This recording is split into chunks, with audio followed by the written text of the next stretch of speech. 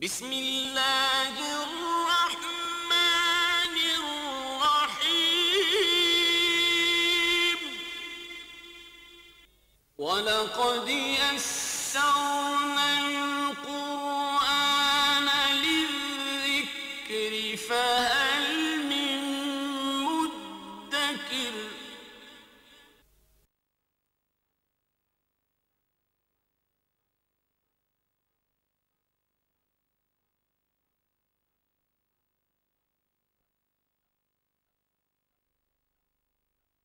اعوذ باللہ من الشیطان الرجیم بسم اللہ الرحمن الرحیم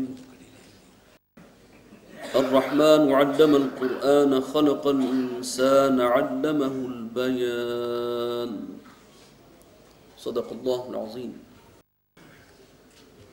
رب اشرح لی صدری ویسر لی امری واحلل عقدۃ من لسانی یفقہوا قولی۔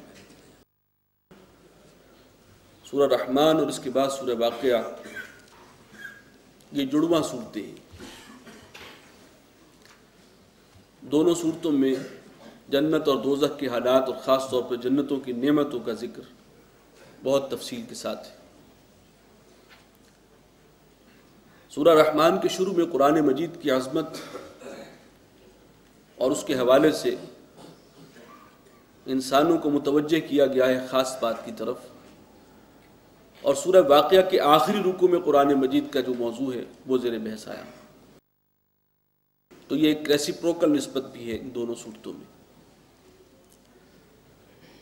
اس کے باقاعدہ مطالعے سے پہلے میں چاہوں گا کہ ذرا سورہ قمر کے بارے میں ایک تو مجھ سے تسامح ہوا ہے غلطی کہ میں نے یہ کہا تھا کہ 6 رسولوں کا ذکر ہے یہاں پر، جن کا تذکرہ سورہ اعراف، سورہ ہود، سورہ شعراء میں ہم پڑھ چکے ہیں۔ یہاں 5 کا ذکر ہے، حضرت شعیب کی قوم کا ذکر نہیں ہے۔ قوم نوح، قوم عاد، قوم سمود، پھر اس کے بعد قوم لوط اور آل فرعون، یہ 5 مذکور ہیں۔ حضرت شعیب اور ان کی قوم کا تذکرہ اس سورہ مبارکہ میں نہیں ہے۔ دوسری بات وَلَقَدْ يَسَّرْنَا الْقُرْآنَ لِلذِّكْرِ کے حوالے سے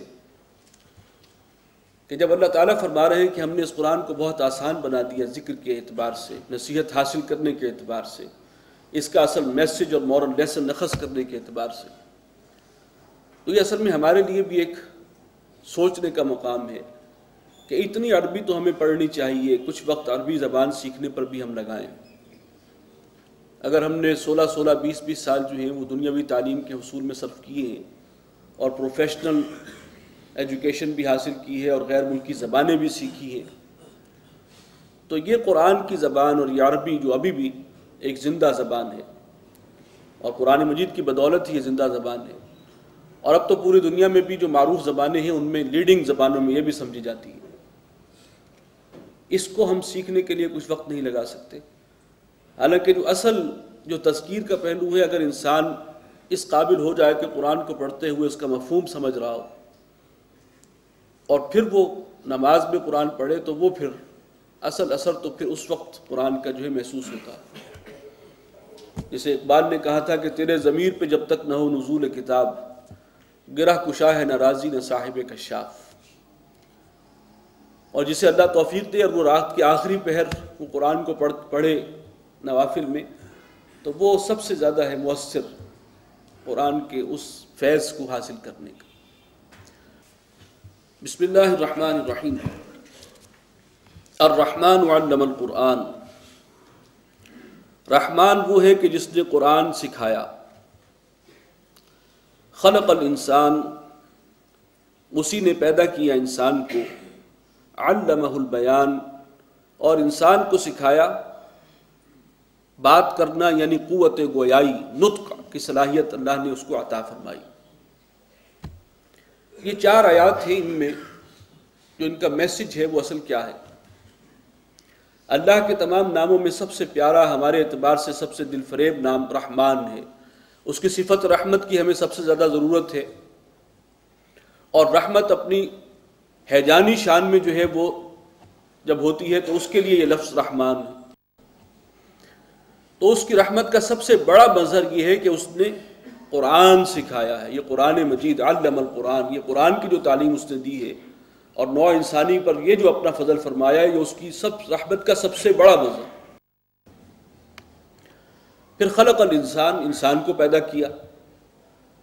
اس وقت جو بھی اللہ تعالیٰ نے بساط بچھائی ہوئی ہے زمین و آسمان کی، ہم پڑھ چکے ہیں کہ اس بارات کا دولہا یہ انسان ہی ہے۔ وَالَّذِي خَلَقَ لَكُم مَّا فِي الْأَرْضِ جَمِيعًا، یا خَلَقَ لَكُم مَّا فِي السَّمَاوَاتِ وَمَا فِي الْأَرْضِ جَمِيعًا مِّنْ، آسمانوں اور زمین میں جو کچھ ہے اللہ نے تمہارے لیے، انسانوں کے لیے پیدا کیا، اس کے تابع کر دیا انسان کے۔ تو یہ گویا کہ اس سلسلہ تخلیق کا کلائمیکس ہے، یہ چوٹی ہے، جس کے لیے ہم وہ الفاظ بھی پڑھ چکے ہیں کہ میں نے اسے اپنے دونوں ہاتھوں سے بنایا۔ علمہ البیان میں جو حقیقت ہے وہ یہ کہ انسان کو یہ جو وصف دیا ہے، گویائی، نطق، اپنی بات کو کمیونیکیٹ کرنا، اپنے خیالات کو منتقل کرنا، پہنچانا، کانسیپٹس کو سمجھنا اور پھر ان کو کنوے کرنا، یہ ایک سب سے جو بھی مخلوقات ہیں ان کے اندر یہ تخلیقات، ان میں انسان جو ہے ممیز ہے اس پہلو سے۔ حیوانات سے جو تمیز ہوتی ہے انسان کی وہ اسی بنیاد پر ہے کہ یہ جو وصف ہے اللہ تعالیٰ نے یہ خاص انسان کو عطا کیا ہے۔ اسی لیے برین کا بھی کہا جاتا ہے کہ جو سب سے بڑا پورشن ہے اس کا تعلق جو ہے اسپیچ سینٹر سے ہے۔ تو اور انسان کو اسی دماغ کی بنیاد پر بقیہ جو جانور ہیں، چمپینزی ہے اور گوریلا ہے اور برمانس ہے اور بندر ہے، جسے آج کل تو انسان اپنے آپ کو اسی کی ایک تھوڑی سی ایوالوڈ فارم سمجھتا ہے، تو اس سے جو فرق ہے وہ بیان کی وجہ سے ہے، نطق کی وجہ سے۔ تو ان چاروں کا حاصل کیا ہے ان آیات کا، کہ اس قوت بیان کا سب سے اچھا بہترین مصرف یہ ہوگا کہ قرآن کو بیان کیا جائے، قرآن کا علم حاصل کیا جائے، اسے آگے پھیلایا جائے۔ چنانچہ یہ بات ہے اس حدیث میں جو متفق علیہ حدیث ہے، اس کے راوی حضرت عثمان رضی اللہ تعالی عنہ ہیں کہ خیرکم من تعلم القرآن وعلمہ، تم میں سے بہترین شخص وہ ہے جو قرآن مجید کا علم حاصل کرے اور پھر اس کی تعلیم دوسروں کو دے، اس علم کو آگے پھیلائے۔